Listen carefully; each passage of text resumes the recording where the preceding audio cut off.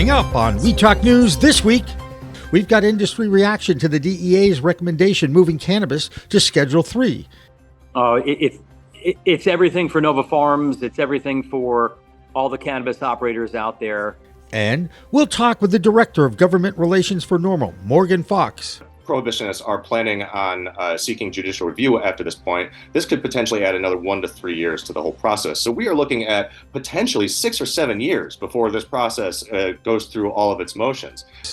Plus, a wild debate on C-SPAN between Deputy Director of NORML, Paul Armentano, and number one prohibitionist, Dr. Kevin Sabet. The question is legalization. Overwhelming majority of people did not support criminalization. They supported so what? That's irrelevant. Okay, gentlemen, decriminalization. Gentlemen, both of you could hold on to those thoughts. So, does getting high improve sex? Most men say yes, but women are a little more complicated. And there is something called female orgasm disorder, and Ohio wants to make that a medical card qualifier. Plus, New Hampshire takes a baby step towards adult use. We'll talk with state insider, former House Rep Tim Egan, and a flashback to the 51st New York City parade from last week.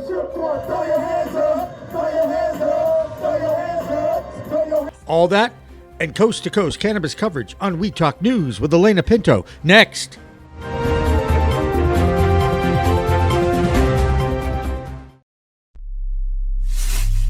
We are Pro Cannabis Media.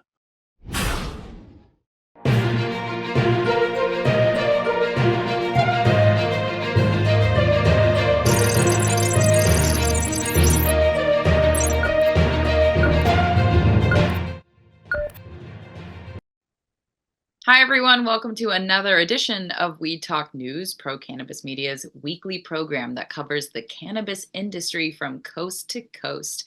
I'm Alaina Pinto. A week ago, the DEA agreed with the Health and Human Services recommendation to move cannabis from Schedule 1 to Schedule 3 of the Controlled Substances Act from 1971. Now that the dust has settled and people have been able to look at the implications of this move and how long the process will take, all eyes return to Congress. And that's where you find New York Senator Chuck Schumer touting his CAOA Act that covers the move to legalization and creates a regulatory board. PCM founder Jimmy Young talked with Morgan Fox of NORML about that this week. Morgan, thank you so much for joining us here on We Talk News this week. The biggest question on everybody's mind is everybody's getting excited about perhaps moving cannabis from Schedule 1 to Schedule 3, according to the Controlled Substances Act. But now the industry is starting to look at Schedule 3 and saying maybe this is not the best thing for the industry. What's going on down there in Washington, D.C.? Well, I think that there's growing recognition of the inadequacies of Schedule 3 when it comes to real substantive cannabis policy reform. I mean, really, the only thing that it would do that would have a practical impact would be potentially removing the issue with 280E. Now, that's not for certain, but the language is pretty clear that that would be one of the other consequences of that. But cannabis policy reform advocates are pretty strongly in alignment that descheduling is really the only way to bring state cannabis programs into alignment with federal law and to be able to do all the things that we need to do with cannabis at the federal level, including regulation and opening up pathways to research, but primarily removing criminal penalties and all of the other consequences that go along with cannabis use at the federal level. Now, I think that it's questionable, if we're even going to see action on this in the near term or even before the election.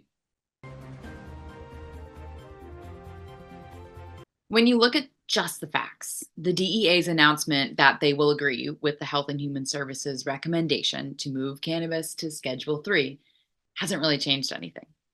It is still federally illegal, but the bureaucratic process has begun, and this move might still take years to be official.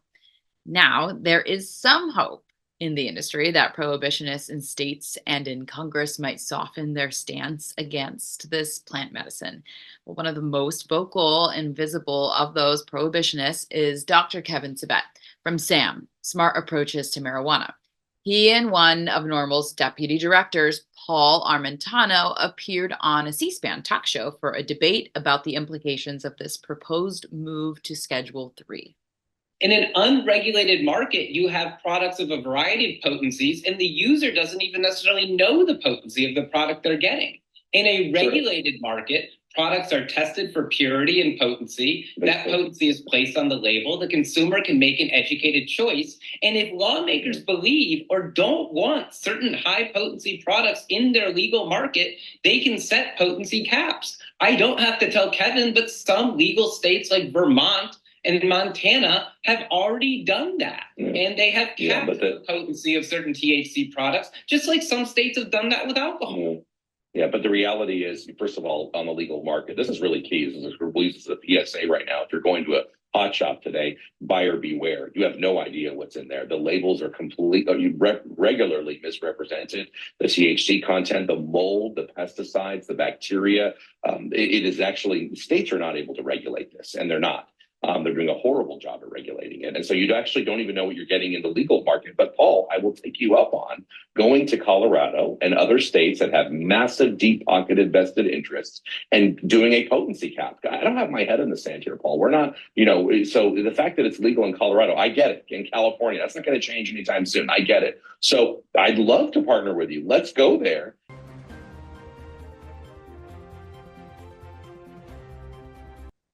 With more on the process and its implications, here's Andrew Berenger in Washington, D.C. I'm Andrew Berenger, and this is the D.C. Area Report for We Talk News. Ann Milgram, the head of the Drug Enforcement Administration, the DEA, remained tight-lipped about the agency's recent proposal to reschedule cannabis during a congressional committee hearing this week.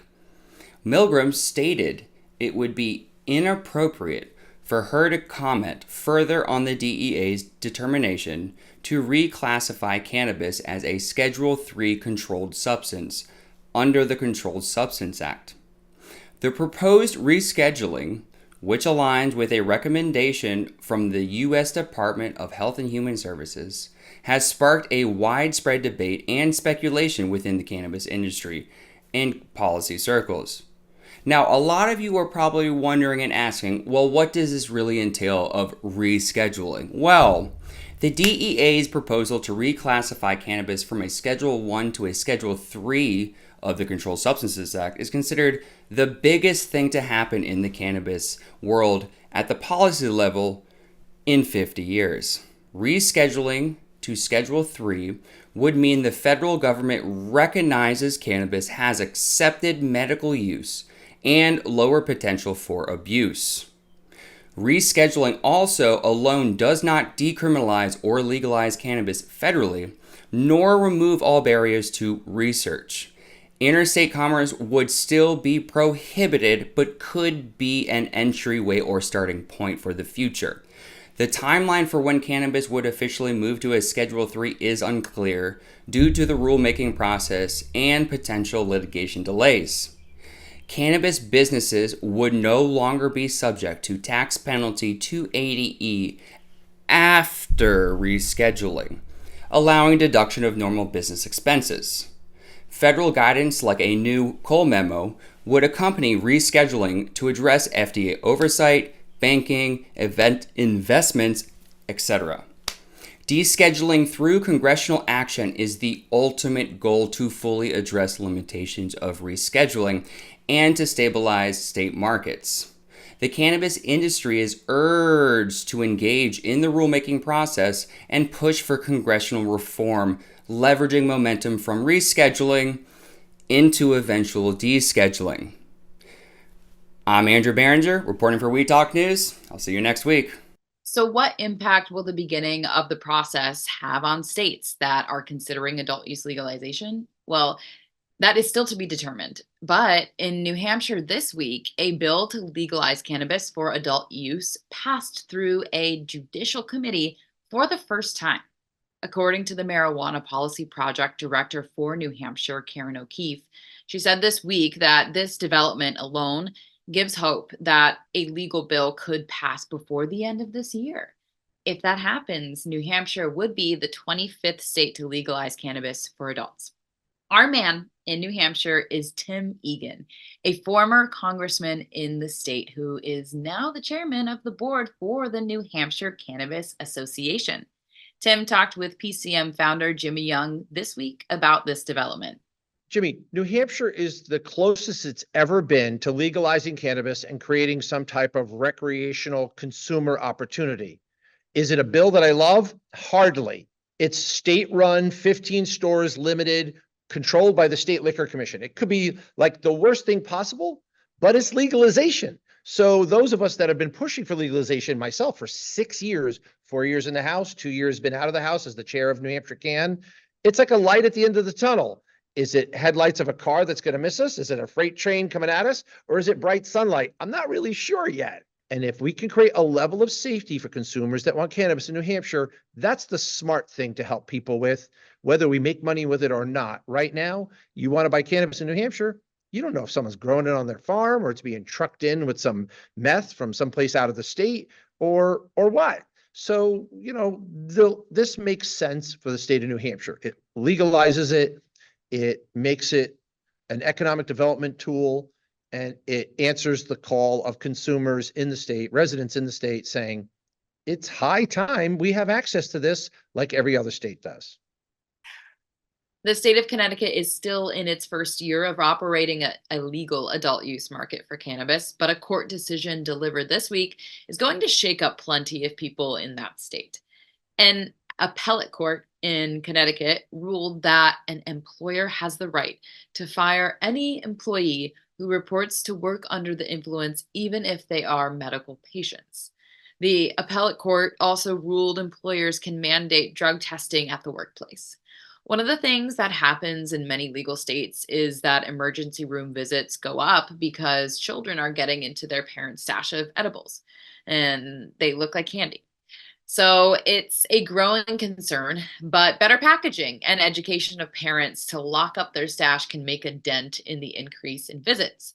And now the state will be keeping data on these incidents. Joe Parsons is our man in Virginia that is still reeling from the canceled art and cannabis show from 420. Here he is. I'm Joe Parsons with the Virginia Cannabis Connection, and this is your Virginia Cannabis Report on Weed Talk News. There was a large-scale raid conducted by the DEA late last week in Bedford County at an alleged legacy cannabis event by a cannabis club calling themselves the Bedford Secret Sesh. DEA agents, heavily armed in full riot gear, stormed the event and closed down not just the event, but the entire group itself.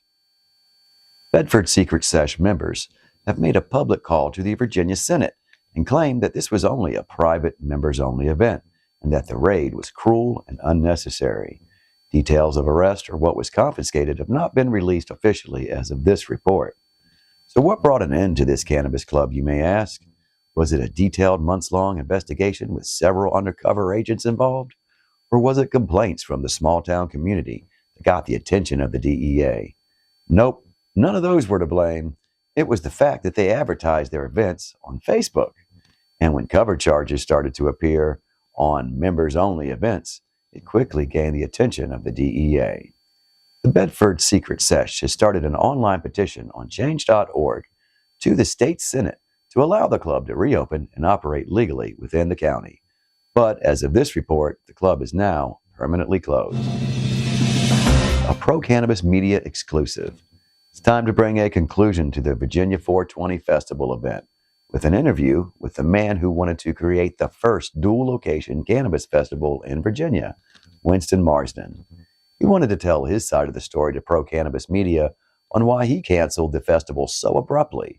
Now, after meeting with him, I can truly say that his intentions and passion for the cannabis community were definitely there, but his financial backers and his other business partners involved were apparently not. My vision would have been is that I saw everyone come together. And that was awesome. And I think that's the greatest thing, that I did see that a dual location festival works. It's just that the partners that are in it have to work together cohesively to make sure that ball stays in place. I was left here. I was here every day from that day paying back money. I didn't get an invitation to any parties. And I'll be honest with you, I would have loved to have been up there on that stage at Garrett Farms and to been able to, but with the amount of backlash from threats to being called a con man to everything that just hit me, and there was no invitation. There was just me piecing this thing back together, and that's what I'm going to do. I want to thank Winston Marsden for talking with Pro Cannabis Media.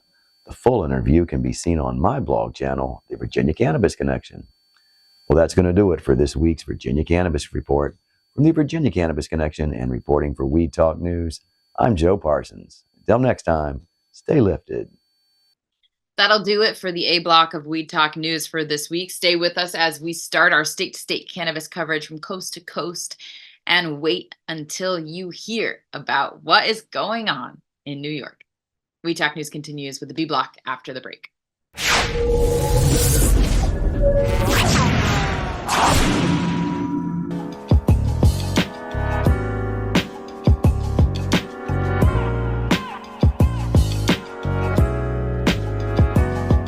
And what we want to do is we want to help birth some new entrepreneurs, because you need capital to be able to do that.